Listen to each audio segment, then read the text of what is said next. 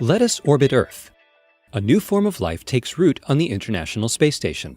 Presented by Science at NASA.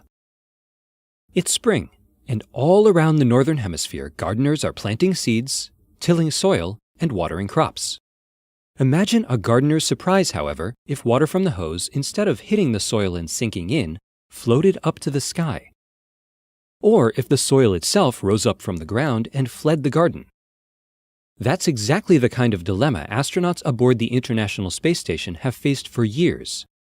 Without gravity, how do you make your garden grow? The situation is even more confusing for plants. In a weightless environment, up and down has no meaning, so roots grow in odd, chaotic directions.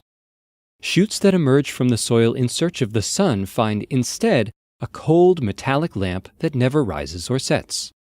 And needless to say, it never rains inside the space station.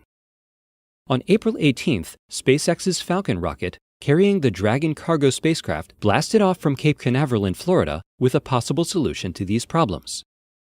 We call it Veggie, says Joya Massa of NASA's Kennedy Space Center. It's a plant growth chamber designed to make gardens thrive in weightlessness. Massa, who leads the Veggie science team, has been working on the project for years.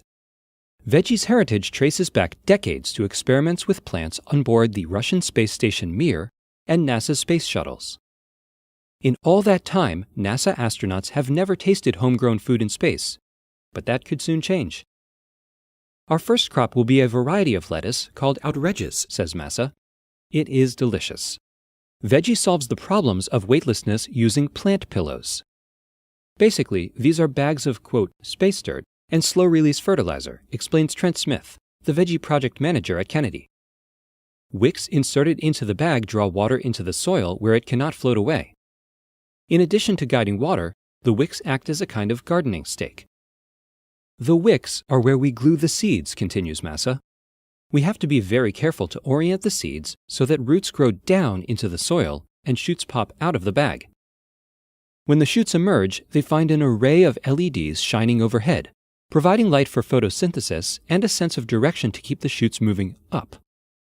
The bellows-like walls of the chamber allow it to expand to make more room for the growing crop.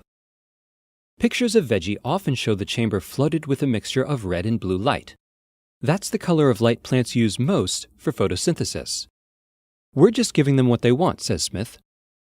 Under a purplish light, plants appear gray and unappetizing. Who wants to look at that, asks Massa. Astronaut gardeners can switch on green LEDs as well. Adding that color to the red-blue mix produces white light and displays the garden to better effect. The appearance of the garden is important because, as Massa points out, gardening has psychological as well as nutritional benefits. Compared to Earth, spaceships are a relatively lifeless environment, cold, metallic, and sterile. Plants allow astronauts to form a connection to living things, she says. There could be a huge psychological benefit. Chalking up another success for commercial spaceflight, the Dragon capsule delivered Veggie to the space station on Sunday, April 20th. Massa says the first crop of Outregeous should be ready for harvesting in late May, but astronauts won't be allowed to taste test. First, we have to bring the lettuce home for analysis, she explains. Is it safe to eat? Are there any bacteria growing on the leaves? These are some of the questions we'll be looking at. If everything checks out, future crops may be eaten. Salad, anyone?